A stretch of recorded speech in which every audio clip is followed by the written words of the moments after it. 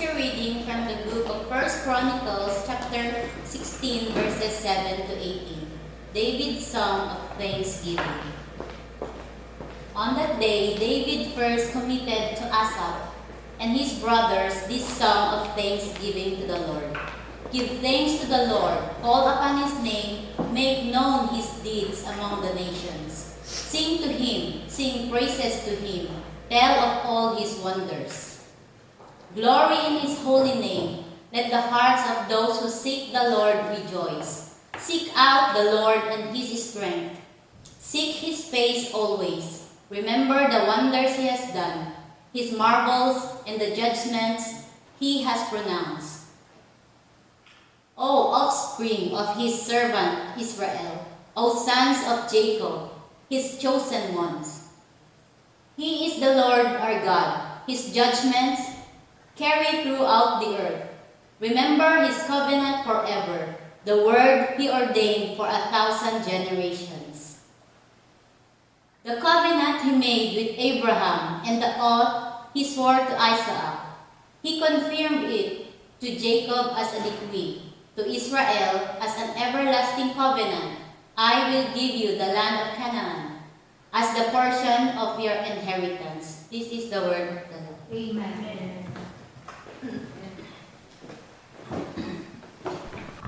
God is good All the time.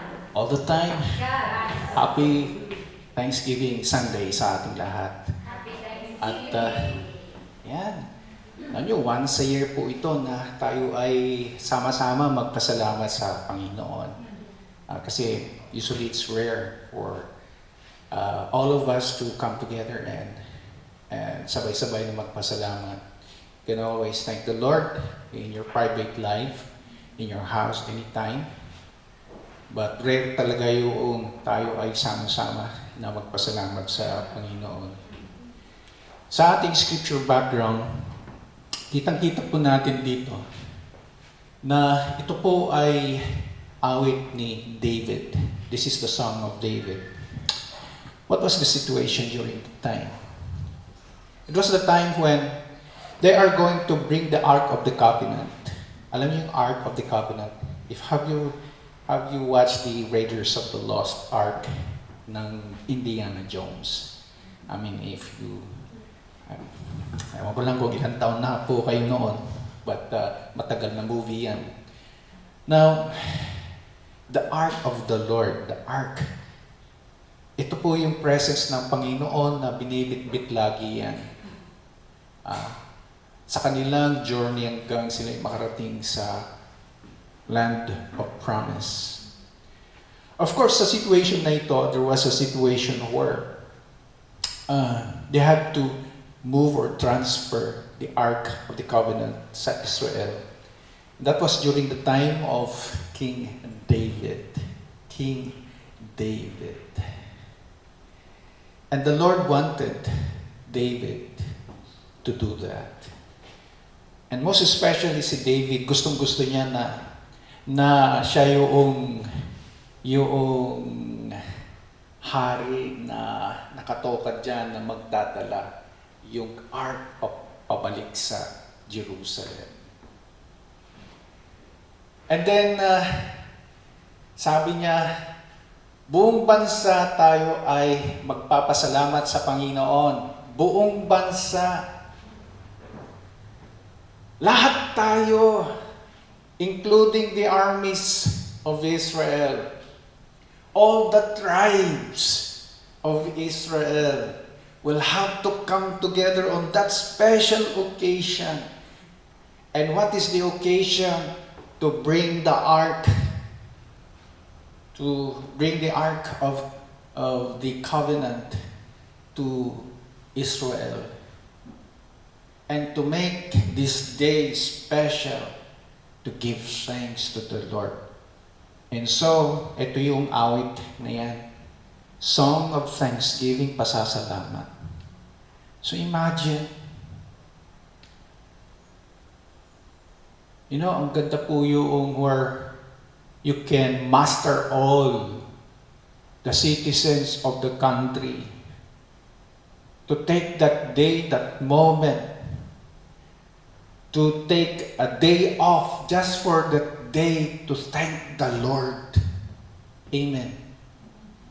And today, that day for us is the day that we have chosen to come together as a church to give thanks to the Lord. The truth is, you can always give thanks in your private homes, anytime. As you are walking, you can just whisper to the Lord, "Thank you, Lord God." But it is a very rare occasion that all of us together, we who are called the church, na nagtipon-tipon, kaya nga yung word the church I really would like to stress that meaning, that the meaning of church is tipon, hindi building. Hindi building yan. Na panahon, the church will come together and praise and thank the Lord. Amen. This is the day. Amen. Amen. For our ministry, for our work, this is the day. Other churches, they have their own. God bless them. But today, this is also our day. And in this song that David composed, a song of thanksgiving, ang issue natin dyan, paano ba magbigay ng pasasalamat? Ang title natin, How to Give Thanks to the Lord. Paano ba tayo magpasalamat? How? And so the question is, if the Thanksgiving song of David is our basis for knowing how to give thanks to the Lord, then how? Are you ready? Amen. Let's begin. First one, verse 8. Give thanks to the Lord, call upon His name, make known His deeds among the nations. Verse 11, seek out the Lord and His strength, seek His face always. So sa awit na ito, kung ito yung basihan ng pagbibigay ng ating pasasalamat sa Panginoon, maliwanag, call upon His name, seek out the Lord, seek His face always. Anong ibig sabihin? Make an appointment with God when you give thanks to the Lord. Anyone can just whisper, "Thank you, Lord, thank you, Lord, thank you, Lord." But the question is, have you made an appointment with God to thank Him? I can always say to myself, as I walk along the street and say, thank you friends, thank you everyone, without their presence. But it would be nice if I will make this appointment to this person that I need to thank for the things that he or she has done. And I would say to him or to her, thank you. How would you feel if you're the one being thanked by the person who made that appointment with you? Hindi ba matutuwa kayo? Matutuwa tayo. Kapag may dumarating sa atin at nakikipag-appoint, anong sasabihin lang pala thank you. Bakit? Sa mga nagawa ninyo na bagay. Di ba? Iba yung ikinikwento natin na tayong nagpapasalamat, pero hindi niya naririnig. Pero kung ikaw mismo ang pupunta sa tao na yan magpasalamat, iba ang dating. Mas makabuluhan sa'yo kapag ikaw ay personal na pinasasalamatan dahil siya ay nakipag-appoint sa'yo. Yan ang nakita natin diyan sa sinabi na awit ni David. Give thanks to the Lord. Paano? Call upon His name. Make known His deeds among the nations. Seek out the Lord. Seek His face always. You are invoking the presence of God. You want to make an appointment with God face to face. That is what it means. Kaya ito, kaya sabi natin sa Panginoon sa araw na ito, kami ay maghahanda. We want to make this appointment with you. We are here. And we believe we are not alone. You are here. And before you, Lord God, we make this appointment to personally thank you, Lord God, as a church. Yan ang naintindihan namin ho dito, Panginoon. Are you not glad that you are here? Na kayo ay magpasalamat personally sa Panginoon together as a church sa pagtitipon na ito. Amen.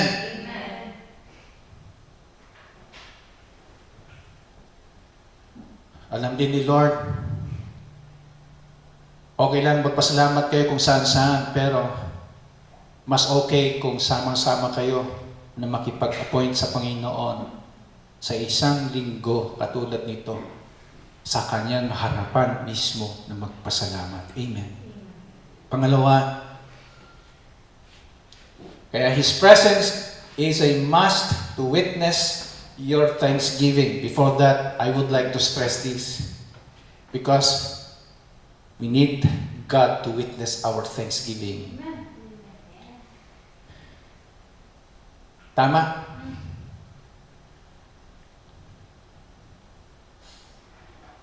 Nagpasalamat daw sa iyo si Kwan. Hindi, wala. Wala na napasalamat niya. Paano ma-witness yun? Pero kung pumunta sa iyo, na-witness niya, ganyan din sa Panginoon. Clear? Amen? Amen. Yes. Yes. We need to let God be the witness of our thanksgiving. And by His presence and our presence in this appointment, face to face, personally, before God. Yeah. Next. Give thanks to the Lord, call upon His name, make known His deeds among the nations, sing to Him, sing praises to Him, tell of all His wonders. Anong sabi po doon? Make known His deeds, tell of all His wonders. Make known His deeds, tell of all His wonders. Number 2, ang ibig sabihin, share what the Lord has done. I-share ninyo. Ikalat ninyo. Magbigay kayo ng mga testimonies, kaya mamaya meron tayong testimonies. Meron ba kayong gustong i-share na ginawa ng Panginoon sa inyo? Mahal ka ba sa Panginoon niya? Sabi sa Bible, tell. Sabi sa Bible, tell. Hindi ba? Sabihin. Don't keep it to yourself. Let others know about it. So, ngayon pa lang, pinag-aandala natin, maya-maya, mayroon tayong sharing, May mga testimonies. Okay? Alam ko meron. Meron, lahat tayo. Naintindihan natin, may mga pinagdadaanan tayong lahat na ang buhay kasi ganyan.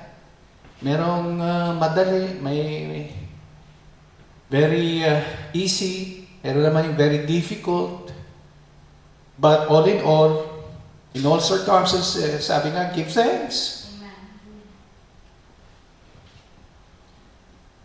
Pangatlo, sing to Him, sing praises to Him, tell of all His wonders. So maliwanag, sing. Sing to Him. Sing praises to Him. So in-illustrate ni David. So habang dinadala yung talagang yung prosesyon na ito na bitbit, dala-dala ang Ark of the Covenant, David was dancing and singing.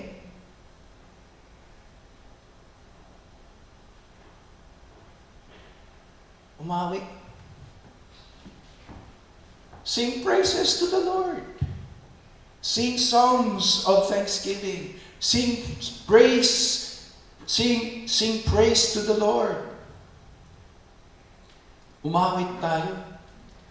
Actually, lahat tayo marunong umawit, di ba? Di ba? Lahat naman. Posibleng wala. Dito ang hindi marunong. Lahat maawit. Secular music nga, inaawit nyo eh. Di ba? Ito, paborito kong awit. Ano nga natin yung radyo, anong channel yun, o anong pa? Ayun, yan. Lakasan mo, lakasan niya. Mamaya, kumaawit ka na. Tapos, punta ka dito sa church, sa Panginoon, di ka aawit? Ano yan? When you come to church before God, sing to the Lord! Ano na yung praise song natin kanina? Give thanks to the Lord and He love endures forever. He's good and He's above all things. Forever sing praise. Di ba? Dapat in-enjoy natin yun. Amen. Nawit natin yun. Sabi ni David, mahalaga yan. Pinapakita natin sa Panginoon na tayo umaawit din. Because God loves music. He wants to hear you sing about the wonders He has done for you. Nagsiselos nga ang Panginoon dahil kung kani-kanino kayo umaawit. Pero sa Panginoon, hindi kayo umaawit sa Panginoon. Yan ang masaklap dyan. Tapos hingi kayo ng hingi sa Panginoon sa inyong mga panalangin. At anong awit na sinabi niyo sa Kanya? Ayan ang masaklap.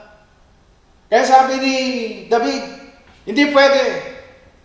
This is executive order number 1. Lahat tayo, the whole nation, we take a day off. All of us will sing to the Lord.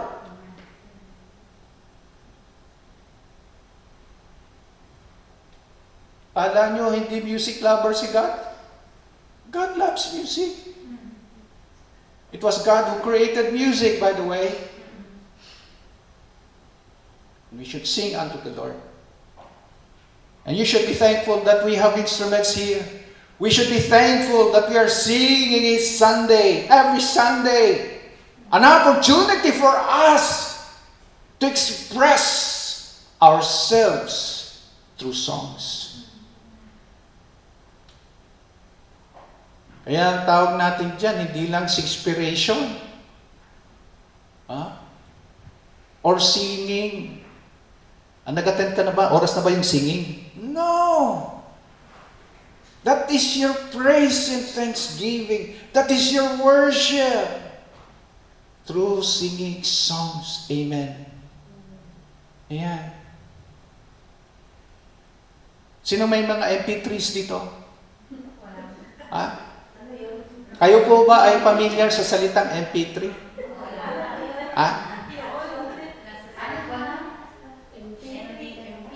Dati kasi, cassette tape. Di ba? Yung tape. Ngayon, MP3 na. Walkman. Yeah. Ngayon, hindi na. iRiver na. Yeah. Ano pa yung ano ba yun? Pad na yun? iPad or hindi. Ano ba yung sa Apple na yun? iTunes? Di pa, ano pa yung unit na yun? iPad? iPod? Yeah. Hindi iPad. It's iPod. iPod. Why? Because they want music. And so is God. May MP3 din ang Panginoon. Awitan natin ang Panginoon. Amen? Paano to, Pastor? I love music, but music does not love me. Ewan ko lang kung lahat doon sa bansa na yun, sa nung umawit sila, lahat ay magaganda lahat ng boses. Oh, hindi issue sa Panginoon yan. Sige, umawit kayo. Kayo nga, sabi ko nga kung kayo ay mahilig umattend ng concert dyan, ng mga secular na mga musicians at saka mga performers, entertainers, maawit-awit kayo, kahit sintonado, di ba? Lalo pag mag-isa kayo kasi nahihiya kayo. Pag nasa shower pa kayo, kahit out of tune, umaawit. Kasi yun sinasabi ng iyong kaluluwa Gusto niyang i-express. Sige lang. Kahit na may sintonado sa atin dito, sige lang. Basta na-express ang sarili na inawit mo yan sa Panginoon. Galing sa puso. Amen.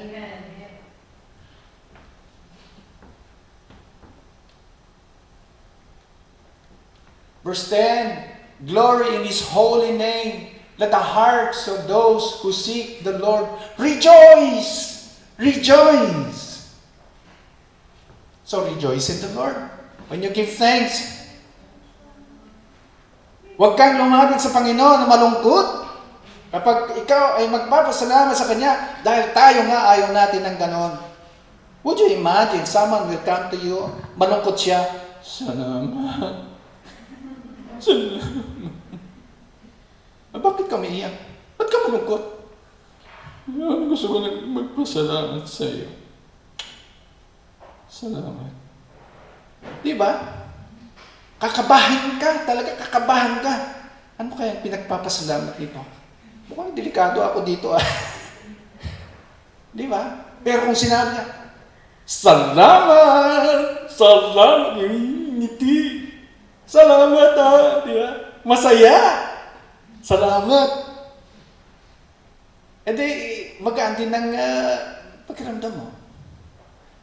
Matutuwa ka din. Pati ikaw, magre-rejoice ka sa Kanya, sa Kanyang galak na nagpasalamat sa iyo.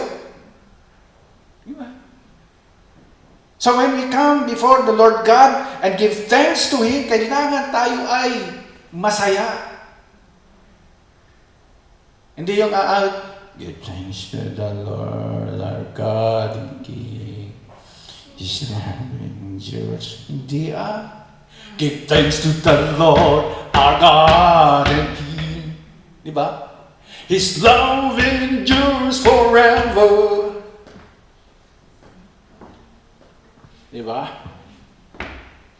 For He is good and above all things. Diba? Happy birthday to you. Happy birthday to you. Happy birthday, happy birthday, happy birthday to you. Hindi! Kung maawit tayo, happy birthday to you. Happy birthday, diba? Tapos, kung kinulang pa tayo, gusto natin ng mas mabilis. Ulitin natin! Happy birthday to you! Happy birthday, happy birthday, happy birthday to you! Di ba? Dahil gusto natin na maging masaya yung nag-birthday. Ganyan din yung pasasalamatan natin. Salamat, Panginoon! Masaya kami sa inyong ginawa sa aming buhay. We're so happy. We're so glad and we rejoice in your presence for the great things that you've done, all the wonders. Considering, oh Lord, that you gave your only Son to us to save us from our sins. Di ba? Ayan. Tama ba yung nakita natin dyan? Ang liwanag, di po ba, sa Biblia? Sa awit ni David, binigyan tayo ng ideya paano magpasalamat sa Panginoon. Ang ikalima, before that. So you should be in a state of joy when you give thanks to the Lord. Amen. O sige, snapshot. Next. Verse 12. Remember the wonders He has done, His marvels and the judgment He has pronounced. Remember His covenant forever, the word He ordained for 1,000 generations. And so the key word is remember. So what does that mean? Number 5, remember what the Lord has done. Remember. Besides, how can you thank the Lord if you don't remember anything?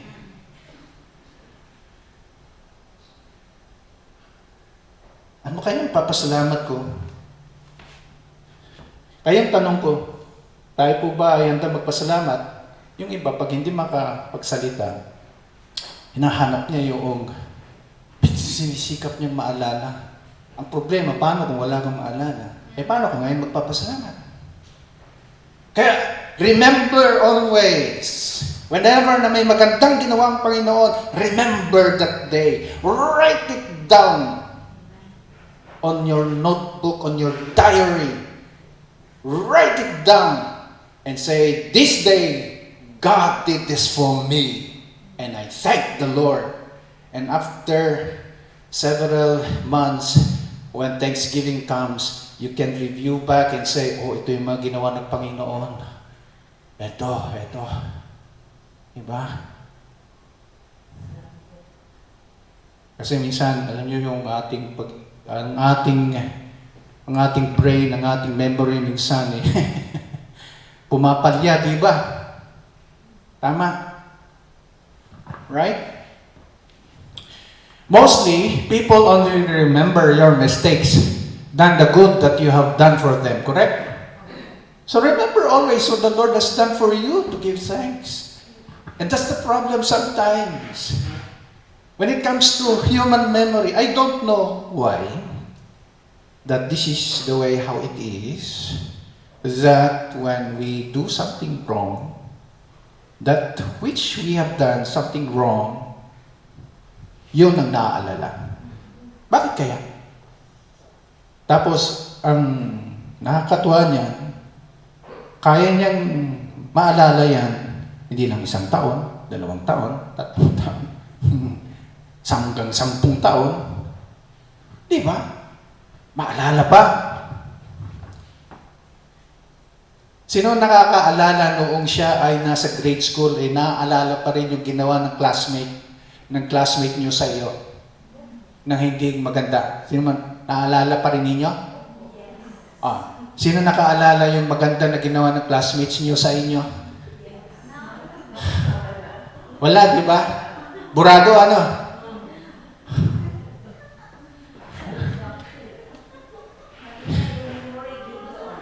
Ang hina ng memory natin pagdating sa kung ano yung nagawa ng tao sa atin.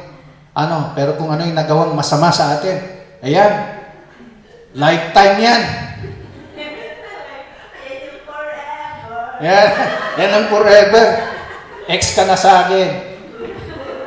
You're out of my life. I will always remember you. I hate you.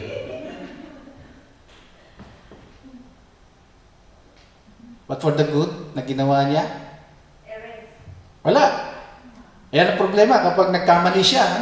Sa lahat na ginawa niya, tama, na maganda, na ginawa para sa'yo, burado lahat yan. Pag naging enemy mo siya. That's the problem. But we cannot compare ourselves with God, right? We cannot treat God the way how we treat people, right? Because God will always be good to us. Amen. Well, of course, we ask the question, Lord, why did you allow this to happen?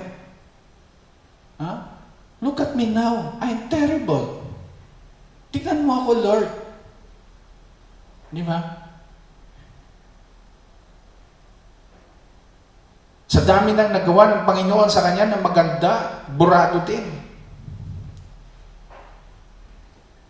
Pero ang Panginoon, iba.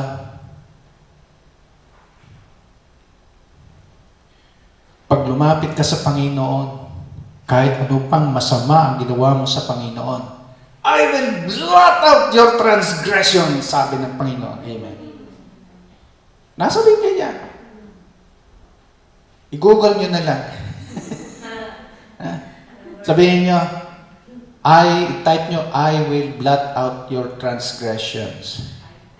Tapos, Bible verse.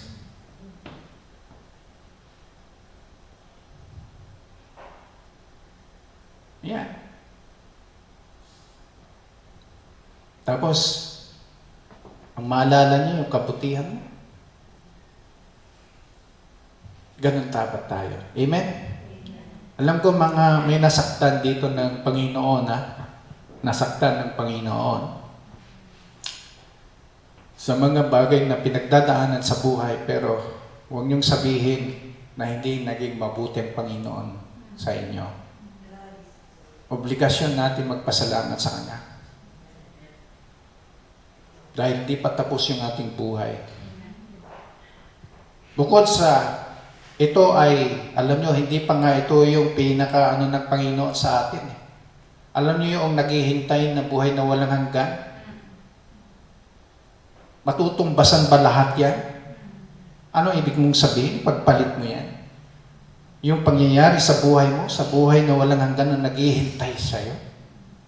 At dahil dyan, nagtampo ka sa Panginoon, ayaw mo na magpasalamat sa Panginoon, ayaw mo na umawit sa Panginoon, dahil lang dyan. Remember, what is at stake here is your eternity. How long can you live? Tell me. What is your estimate? In this life, man's life, can a man live in this life as long or longer than 100 years? Maybe. Can everyone? No. Only few. And you're blessed if you have reached the age of 80, 85. You're blessed if you have reached the age of 90. By that time, they will call you a dinosaur. But all of us will go to the grave. But what is at stake here, friends, brothers and sisters? It is after your life here on earth. It is your life in the next that is most important, because that will be for all eternity. Ipagpapalit mo yan? Yung sitwasyon mo? Ayaw mo magpasalamat? Pasalamat pa rin tayo. Kahit ganito yung nangyari sa buhay natin. Dahil ang mahalaga, what is going to happen in the next life. Sapat na yun. Sapat ba po yan sa atin? Yung naghihintay? What we look forward to. Even the apostles of Christ. Paul even said, I am being poured out like a drink offering. He has suffered so much. He went through hell. And he still has the what? The joy of saying, I will remain for your progress and joy. I will still serve the Lord. He still has the joy. Why? Because he's not looking after what he's going to receive in this life, but rather what he is going to receive in the next life. Di ba sabi niya yun? One thing I do. Ano yung dapat nung ginagawa? Straining toward what is ahead. Di ba? Forgetting what is behind and straining toward what is ahead. And what is ahead? What is ahead? Your eternal life. Amen. Kaya sa atin, pasalamat tayo sa araw na ito. For me, this is a privilege for us together as a church na magpasalamat. Dahil ito ay gusto ng Panginoon. Ito ay kalooban ng Diyos. Dito natin napiplease ang Panginoon. Kung tayo mismo, alam natin ang epekto na ang tao ay nagpapasalamat sa iyo, sa ginawa mo, sa Kanya. Kung alam natin yan, ang epekto nito sa atin, kung paano nakaka-encourage sa atin na magbigay pa. Sa natulungan natin dahil sila'y nagpasalamat. How much more kaya sa Panginoon? Kaya mga kapatid, this is important. This is special. This is the moment. And this is why we are here. Amen. Let us summarize. If the Thanksgiving song of David is our basis for knowing how to give thanks to the Lord, then how? Paano? Number 1, make an appointment with God. Number 2, share what the Lord has done. Yung testimony natin. May naalala na kayo? Amen. Sing praises to the Lord. Mamaya, awit ulit tayo na. Amen. Rejoice in the Lord. Masaya ba kayo? Dapat, masaya tayo. Remember what the Lord has done. Amen. Now, if you admit you have a poor memory, write it down. Amen. You have a diary? Do you have a diary? If you have a diary, write it down. You know what? You know what? This is, look.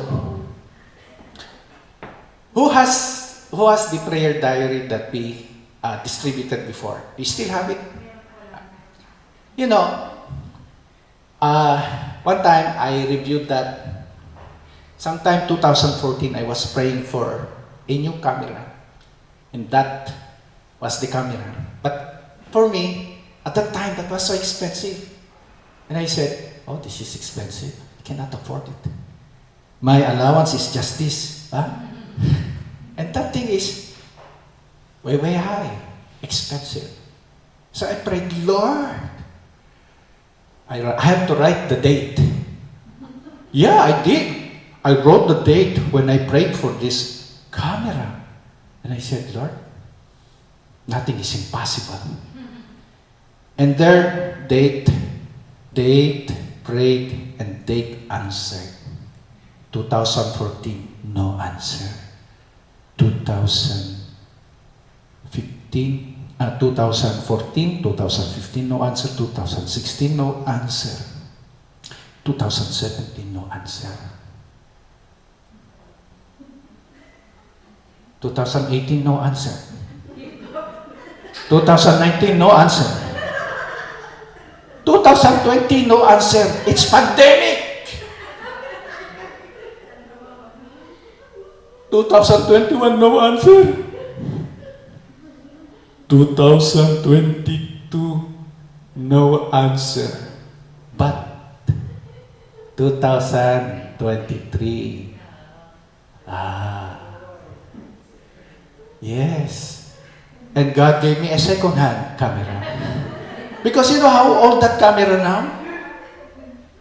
If you're going to buy a new camera, the latest model, oh, that's about 3 million, 2 million, 3 million. But once it gets old, and I said, Lord, why did you give me a second-hand camera? Why was so old? Huh? No, actually, I did not say that to the Lord. I just thanked the Lord. In fact, I thanked the Lord. At least now I can, I can say answered prayer. Di ba? Answered prayer. I have to write it down because my memory is also not good these days. Sometimes I forget. And it is nice to write down whatever God has done in your life. And so by the time Thanksgiving will come, review those things and you will see how good the Lord is to you. Yes, there's this immediate answer. You will find this immediate answer and you will also find answers that will take time, of course. You have to wait for some years, like me. And it's, it's not even something that is so crucial in my life. But yet, He gave that to me. Amen? Yes. Ayan, napakabait ang Panginoon. And I believe so. If the problem is memory, write it down. I'm thinking of having another copy of that prayer book, prayer diary. Yeah, how long that prayer diary now? How old? Medyo matagal-tagal na rin, ano? Oo, when we had it. So, maganda, meron tayo uli na ganyan. Yung mga hindi nakatanggap, maganda po yung ganun. So, anyway, get ready with your Thanksgiving. Amen. Ayan. Remember what the Lord has done. Ngayon po ay pagkakataon na tayo na magpasalamat at ibibigay ko na rin ang panahon na ito kay Ate Prime.